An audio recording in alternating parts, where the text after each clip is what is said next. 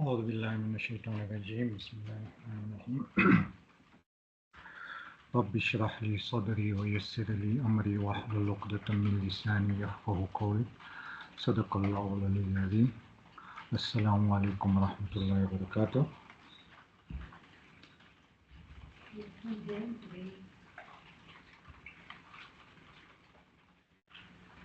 Okay, we continue with our last surah of the series.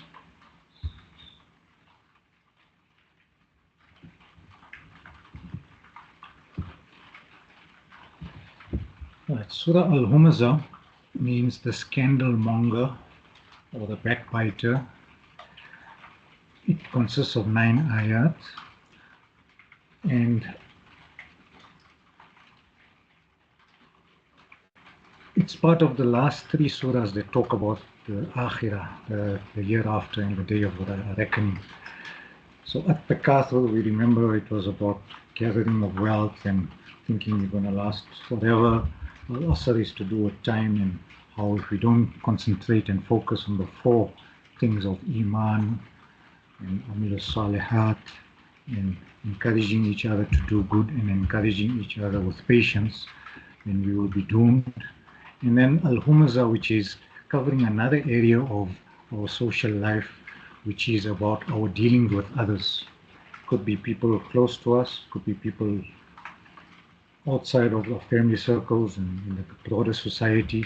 But essentially, there's 2 evils that are being spoken about in the first ayah, which is Humazah, which is the scandal monger, the person that backbites, who takes pride in reporting or relating stories that he or she may have heard and sometimes are not even verified, but we relay that message onto others as well about somebody else.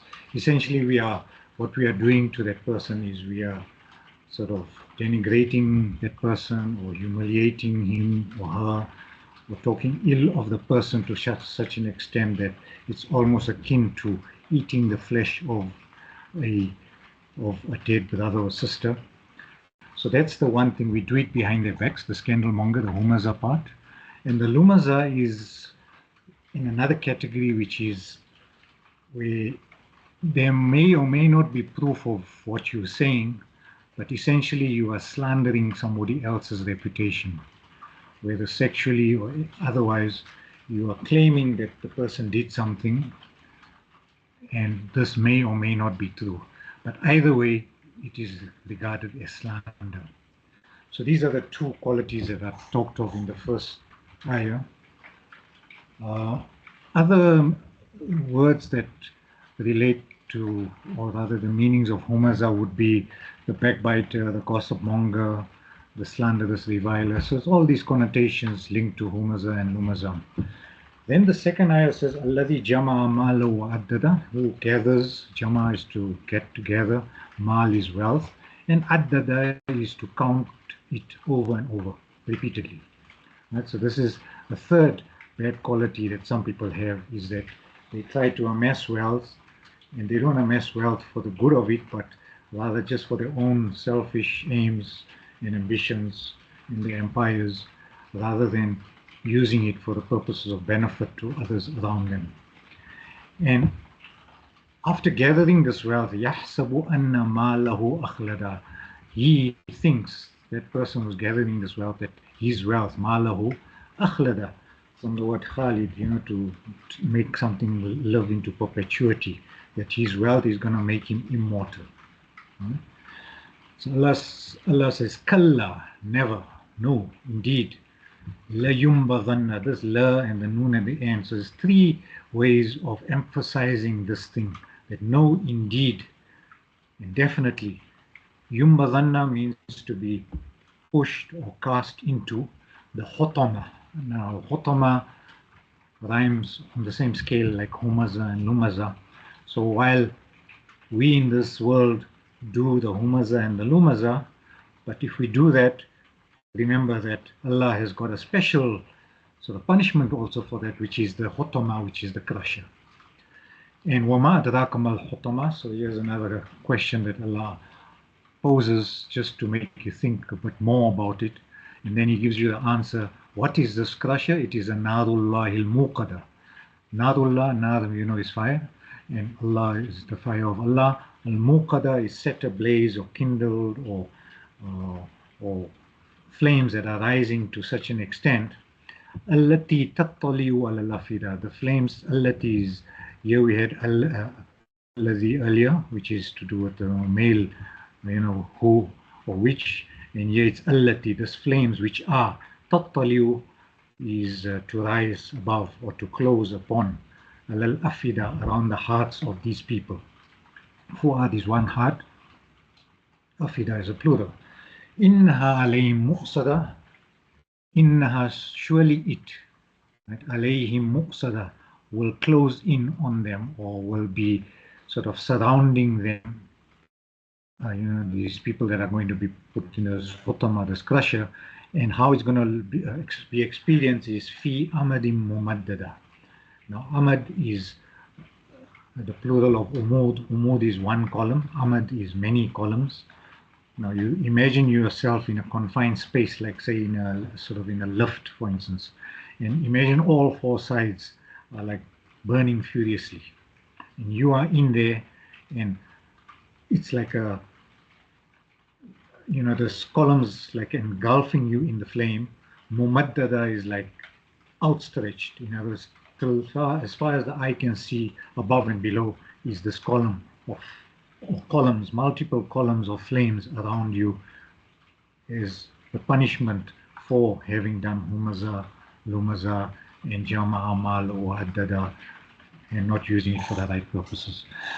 So it's quite a serious surah, in the sense that, when you understand it, it definitely should change our perception of how we deal with people around us and what we say about them, or when we should keep silent about things in particular, because sometimes it's a talking and letting our tongues loose that causes this trouble for us, not this world but also in the hereafter. Okay, so let's look at some of the key concepts that come out of this surah. Now, the word zulm, zulm means oppression or injustice. Here, zalim is the person that does the oppression, and the mazlum is the one on whom the oppression is done. So he's the oppressed, or she's the oppressed person as a result of the zulm that you are doing on that person. Now, zulm is quite a huge concept in our Sharia. And Sheikh Umar Suleiman has compiled a beautiful series of lectures on, and he's called it the 40 ahadith on zulm, or on oppression. Now, I had a good fortune of listening to some of these, and I found it mind-blowing in terms of how Allah preserves the integrity of human beings that He has created, and how we as fellow human beings don't even consider that one, but we throw it out of the window and we talk ill so easily. It comes off so slippingly off our tongues that it's amazing, that we indulge in so much of this, and yet Allah talks about how He's going to deal with people that oppressed others. And in this one is the verbal oppression, where you're actually talking ill of others. Obviously, you get zulm of another nature, where it can be psychological torture or other physical torture, but this is the verbal torture that you are sort of enunciating and giving wind to and articulating about others. So the humazah we mentioned is the backbiter, where we do it behind the back, where somebody is not here and we're talking ill about this person. That would be the humazah part of it. And the lumazah part is the slanderer, where sometimes there is evidence about the fact that this person is guilty of that, and what the slanderer will do is sort of say it in the open. They'll release tapes about it, they'll release a video about it, where there might be evidence as well, but at the same time, if there's evidence to it, obviously it must be handled in the right way, which is in a court of law. Doesn't give you the license to now go and, receive a message from somebody, you don't even check its veracity, and then you forward it to somebody else. In the meanwhile, that person has slandered somebody, and you unwittingly are falling into the same trap and slandering even more by sending it out to even more people. So in essence, because you're the chain in that link of slandering, all of them, every person that was involved in the slander is going to get their share of the punishment of doing this evil crime of doing slander. Then we talked about the khutama, which is just a crusher. Now, just like how you physically might have spoken ill about somebody, where you are sort of, in a sense, eating the flesh of that person's dead meat, right? Which in itself is such a horrendous act that if you were to like imagine, putting that kind of meat in your mouth. Now, the khutama is Allah's way of crushing you, your meat and your bones and your flesh one day in the future to such an extent that your body will be like literally broken or out of shape. So it's quite a serious consequence to this Humazah and Lumazah actions that we indulge in so easily in our lives. The Khalid we explained. Khalid is, something that lives forever. Now, it's not one of the 99 names of Allah. Allah is known by Al-Awwal and Al-Akhir, who is the first and the last. In other words, he is perpetual, but Khalid is not a reference to that quality in him, but we know him to be something that, an entity that will live forever, or that is alive forever. And Akhlada means to kind of make live forever. In other words, he thinks this person that does it is going to think that his wealth is going to make him live forever. In other words, he's going to guarantee his success. Sometimes he goes even further. He says, not even only in this world. He sometimes has this notion that, Allah was so kind to me. He's blessed me with so much wealth, and therefore I'm liked by him. And therefore I'll probably be even given the same thing in the year after. That's a false notion that some people have when they have too much wealth. They think that because Allah has not punished in any way now, and Allah has given more and more hope to this individual to carry on in his merry ways, but one day is one day. Allah will eventually catch up with this person's, notion of living an immortal kind of life of swimming in wealth and having enough, and he thinks he's going to even have that in the year after. But Allah says, Kalla, never. No, indeed, definitely not. And like I said, the Kalla and the La and this Noon or the Tajdeed at the end, these three things are like emphasis words for Yumbadhan. Yumbadha is to be cast into, right? So surely, definitely, most certainly, and without any doubt, he will be crushed, or he will be cast into or thrown into the khutama. So you can imagine how strong that one word is emphasizing the fact that persons are going to be, cast or thrown into the khutama. And wama adraka mal khutama, just a rhetorical question asking what will make you think, or what will make you understand, or what will show you what is this khutama. We had wama adraka in many other surahs, in Al-Qariya and others as well. It's a way of Allah saying a statement, then he asks a question about that statement, making you think about it, and then after that he gives you the answer. And in this answer is also very, very strong. He says, the khutama is Narullahil Muqada. Now this Narullah is a very, very, very strong idafa construction in Arabic. Now idafa is a genitive of possession, where you have two nouns next to each other. The first noun doesn't take an al, but is definite, even though it's because of the one single dhamma at the end of naru. And then Allah is obviously definite. So this is like the fire of Allah. Now you can, if you want to say just a fire from Allah, you will say narun minallah, which is like ordinary fire, just a fire from Allah, right? Which may be, although it will still be intense, but maybe not so serious as what this one is. This one is Narullah. It's a very specific fire, kindled by Allah Himself. In other words, He created this fire specially. And Muqada, He's set it ablaze. He's set this flames alight by virtue of how He can only do it. Right? So He's made a special, as it were, gift to people who are indulging in Humazah, Lumazah, and that. He's made a special fire set in such a strong, intense blaze And this blaze, allati tattali, will rise up or spread over the hearts of people, these individuals.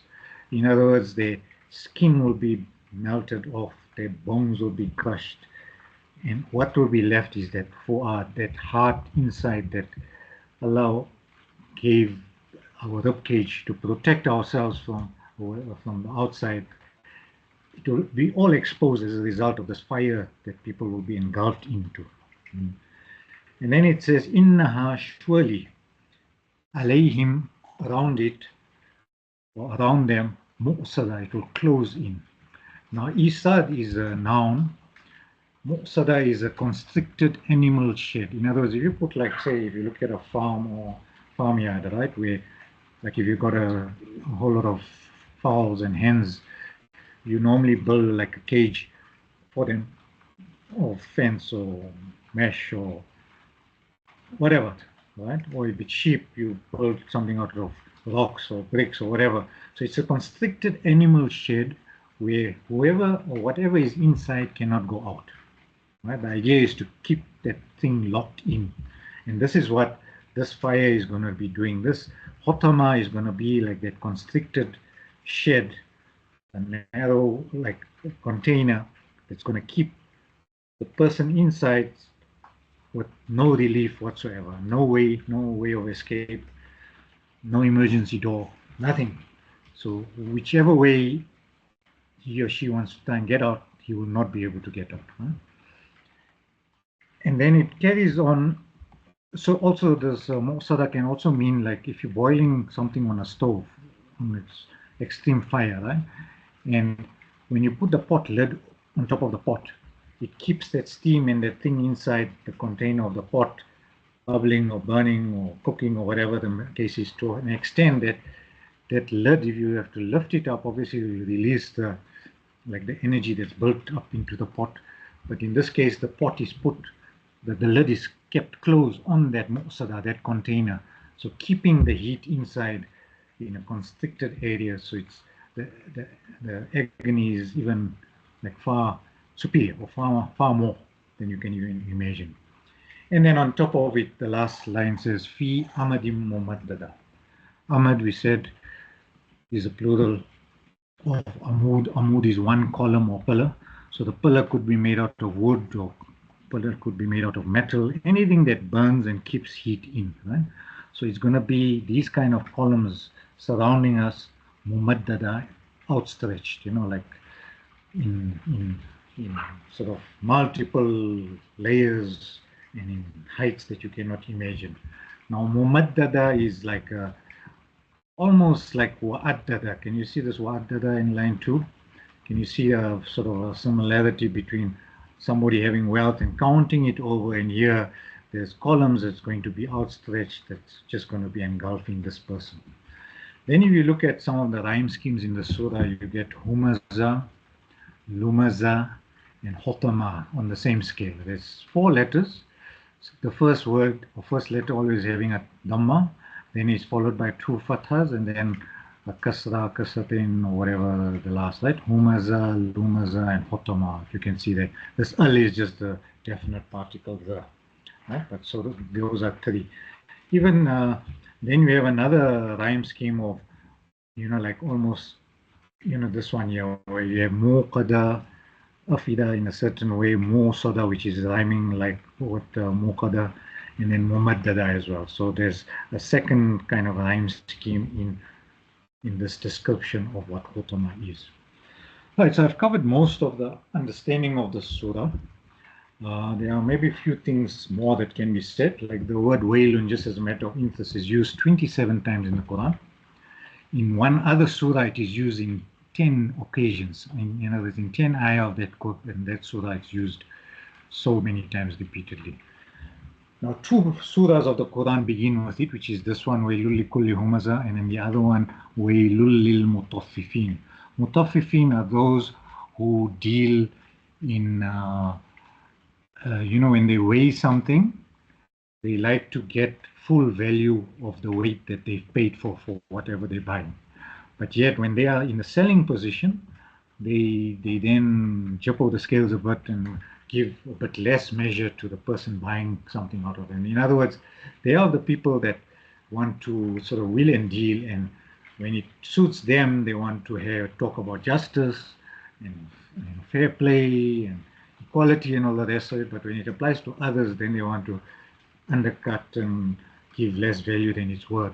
So even there, that waylul lil mutaffifin, Allah is saying, woe be on those who indulge in this kind of uh, financial misdemeanors or sort of ill-conceived dealings that they shouldn't be involved in. Right? Whale is also, as a noun, is a famous valley in the hellfire. In the lowest pit, some deep down, is called whale. So it's like the worst form of destruction be on you. Now, whale, the way Allah uses it is Allah curses. It's a very angry surah in the sense that he starts off by saying, curse be on those who are Humazah al Humazah. Right? So whale it's got all those connotations, but very, very significant and profound in the way that one word in itself conveys all these meanings. And then it goes on to likulli. Kulli means each, every, like one person. So it's not, the way Humazah and Lumazah works is it starts with one person starting off a false messaging or a false idea, or he heard something from somebody else and is now relaying it to somebody else. So it starts off with one person. And before you know what, one person says it to another one person, then it multiplies to another 2, another 5, another 10, and before it goes, it kind of can go viral as well, right? So in that sense, every person that is guilty of this in the chain of narration, in the standard, as it were, of narrating this thing over and over again, is going to be accountable for his or her own speech. His tongue is going to be a witness to what he said. His ears are going to be a witness to what he heard. And all that is going to come out on the day of judgment. And the Hotama is waiting for these kinds of people. Right now, just to explain Humazah, Lumazah a bit more. Humazah is obviously when you talk in their absence, and Lumazah is in their face, you talk about it. And you have these kind of people. Some who are overtly concerned about others. They make gossip a habit. Their mind is only filled with petty issues. They don't know any big issues that they can talk about. And sometimes by talking about ill of others, what you are actually doing is you're hiding your own flaws by picking on others' weaknesses. So essentially you're breaking someone's self-worth. It's almost like you're trying to break the Kaaba, in terms of that house of worship and the individual and how we're supposed to have a dignified view of that person's self-worth. We are trying to crush that person's self-worth, his image in society, and basically his name, and everything that goes with him. It can go even further where we curse someone or we laugh at them. Now, this is also we do this also sometimes. We take pride in finding faults to such an extent till we find a flaw and we point it out. It's like we kind of go into a person's background just to find a mistake he or she made maybe 5, 10, 20 years ago, and we then avoid all the good things that a person may have done, but we find that one flaw and we hone in on it and we make a big deal out of it. Right? It also extends to any condescending manner of address, where you look down on somebody in a sort of belittling way, or harsh body language, or even when we use vulgar words and we address somebody. All this is part of the Humazah Lumazah thing. Right? As far as the one who gathers wealth, the person can be rich but is not charitable.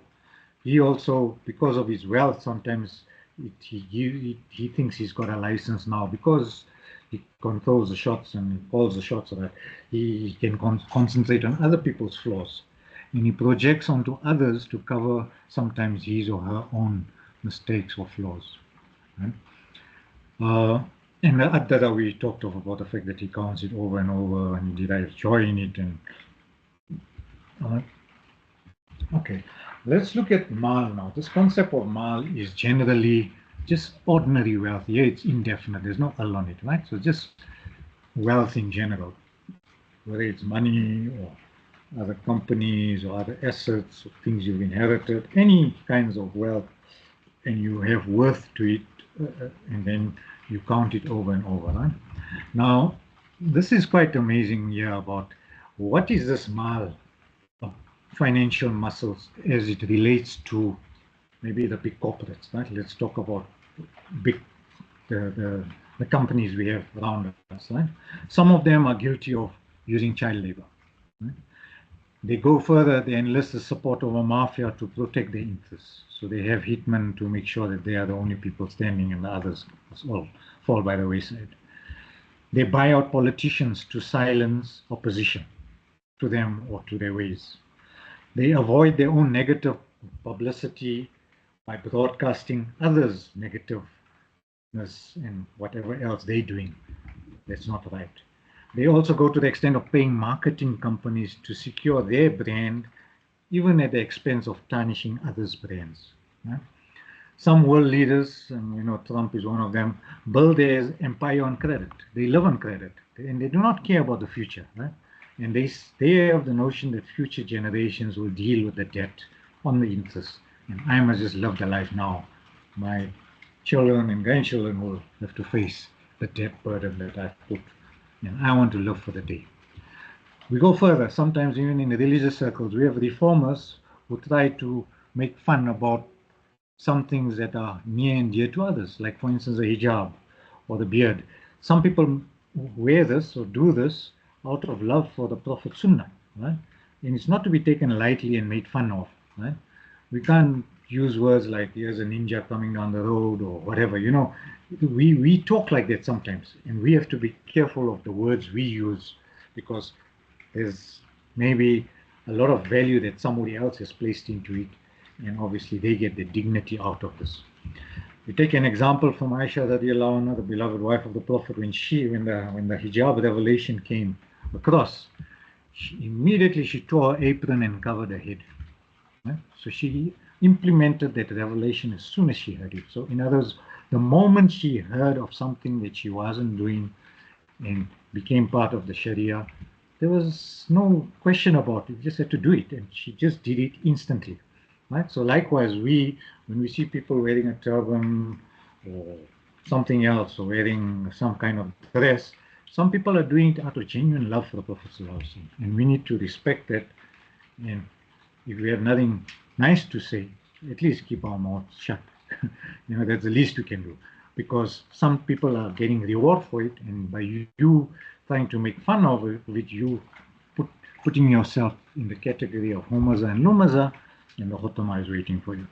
Right, so Ayah 1 is about others, Ayah 2 is about selfishness and gaining of wealth, and then the Yahsabu, sometimes you stand back and you think and you make a psychological analysis and you talk, you've got this false ideas in your head that you're going to last forever, and sometimes we go even further, we build monuments about ourselves. Right?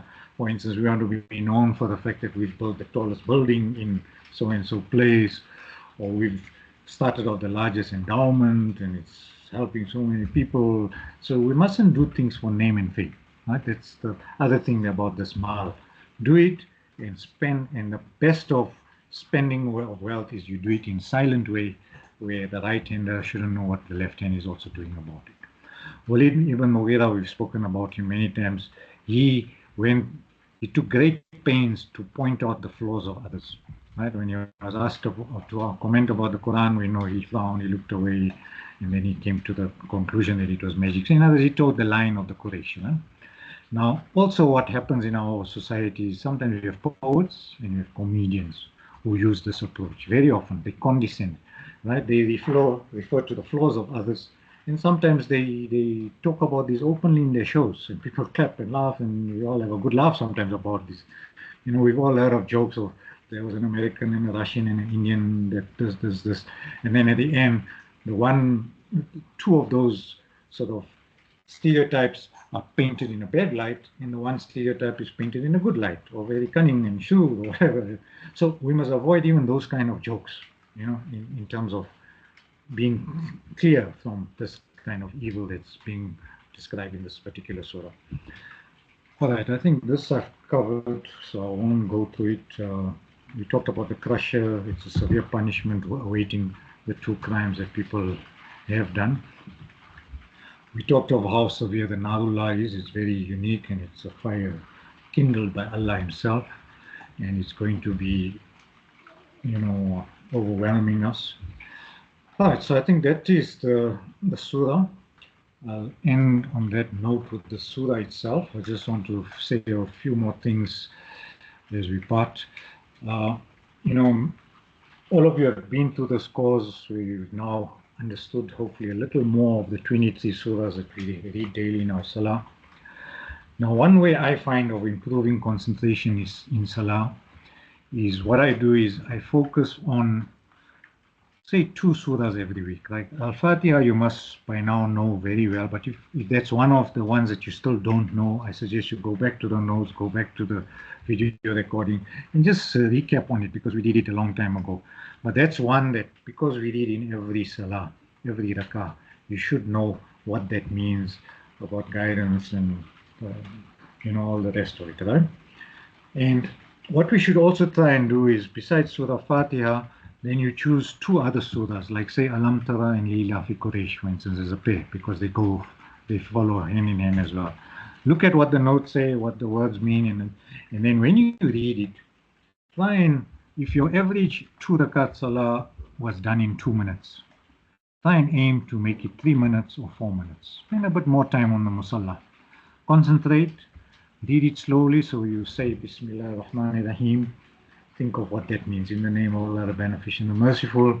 Alhamdulillahi Rabbil Alameen. Praise and shukr belongs to Allah, the Rabb, the Master, the Sustainer of Al-Alameen, all the worlds, all the creations out there. Ar-Rahman ar-Rahim, the most beneficent, the most merciful, Maliki Yawmiddin, like that. So you go to every ayah slowly, read it in Arabic, and just try and think, what was this thing? What does it mean in English? Where did we have these words come before or after? Which other surah has the word Rabb in? Just try and concentrate just on that surah that you're reading. Then when you start Alam Tara, same way. Alam Tara kayfa fa'ala rabbuka bi ashabil fil.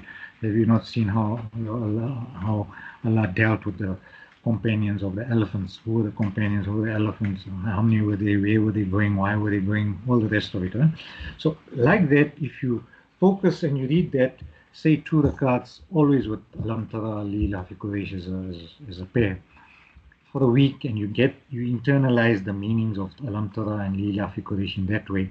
Then the following week you start with Arayta Alladhi and Inna Atayna and do the same thing.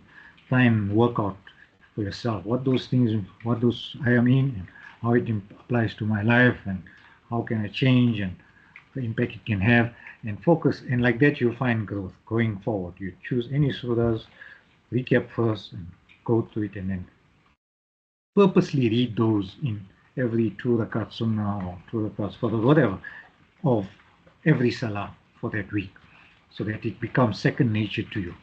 Right? And obviously the notes and video copies are available for recap at any time. It's all there. It will not be taken off, so you can rely on it and share it with whoever you like as well.